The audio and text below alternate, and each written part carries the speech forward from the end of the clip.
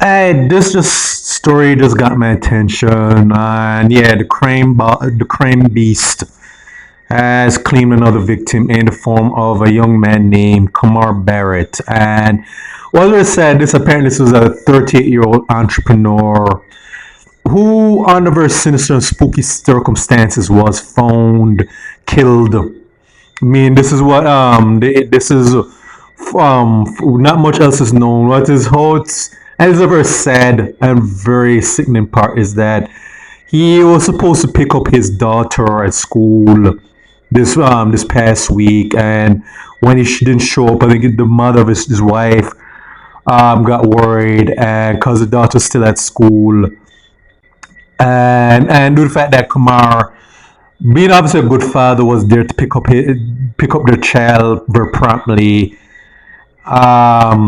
He was things. I think she rightfully got concerned, and then I think it led to her. I don't know if she contacted the authorities, but somehow the authorities were contacted, and lo and behold, they found his body with a wound to the back of the head in Tamarind Avenue, and it's currently abandoned at a different location.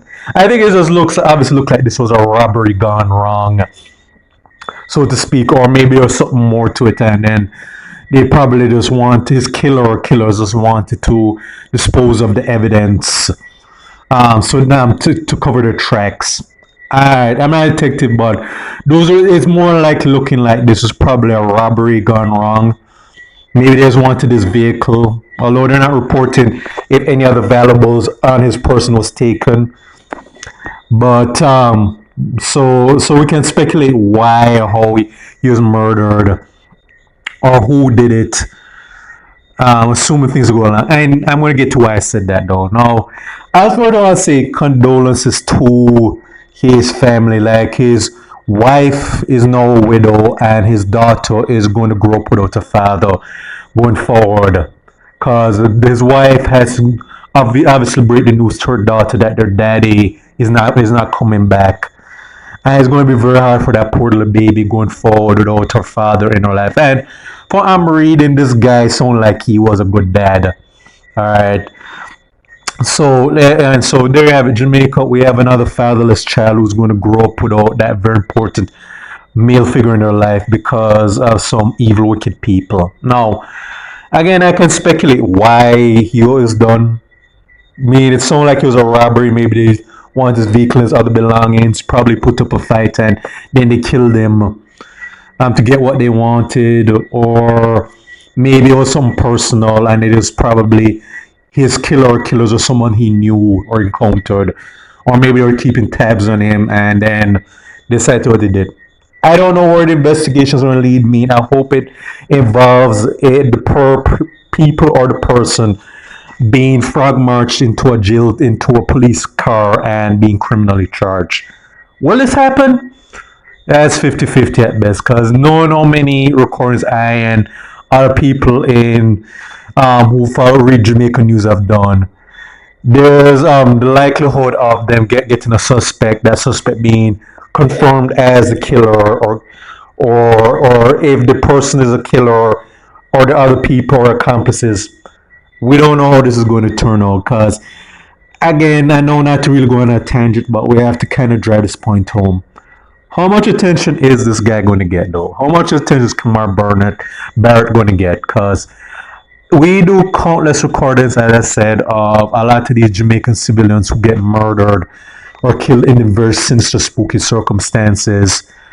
And this basically does makes the headlines for like a hot minute, and then this goes on that memory hole, and then nothing comes of it. I mean, we're lucky if they actually arrest someone, like they find some evidence who did it, or they piece to who did this. I would basically, I'd basically be very happy if there was some justice here. I just hope that happens. I hope I'm not going to be wrong with this, because as I said, the fact that this is a guy who got murdered, and let's just be honest, and politics what says it best. Jamaican society does not really care when men get murdered, and let's just be honest. most of the murder victims in Jamaica are men. Like most of the people who wind up dead under mysterious or spooky circumstances are males. Yeah, we can go on about how many women get murdered and will go missing. And let's just be honest, we don't even care about those female victims either. We can decry how much women need to stop murdering women. Majority of those female victims, like the majority of male victims, Jamaican society does not give a damn about. Like we do this, pretend that we care, and then once this dies down, we just put that at the back of our minds, and this just pretty much goes down again that proverbial memory hole. Cause I'm looking to see how much people are going to be hashtagging this poor guy. Because remember, and although I'm willing to bet that if people actually come to talk about Kemar Barrett, they're going to most likely say, oh, it must be something him though. He must have mixed up in something. All right. Or he did something to deserve this or so on. Like, this was something that he probably wasn't an angel like we're portrayed. I don't know. Like, he may or may not. I don't know this guy. I can't say if this guy's a paragon of virtue or whatever, or maybe, or that this guy probably got mixed up with somebody, and this is the end result, and this is going to be a case study. I don't know, but whatever the case is, like, I'm willing to bet that they're just going to write this off. They're just going to say, so it go. I mean, whatever. I mean, like, we're just on to the next one after that. All right. I'm really doubting that this is going to really move that needle. They're not going to just say, oh, we need to hashtag this guy. We're not going to get any politicians. We're not, and I'm pretty sure Prime Minister Andrew Holness is not going to be visiting his widow and his daughter and offering his condolences. Yeah, I'm pretty sure. Yeah, and to be fair, Mark Golden and opposition aren't going to be doing that either. Neither of them are going to be saying when we read this.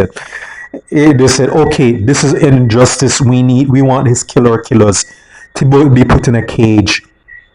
Yeah, most of them just want to read this. Now, we can't really use this as a photo app. So yeah, we're just going to turn the page or click on the next news article, and then we're just going to pay this no, never mind.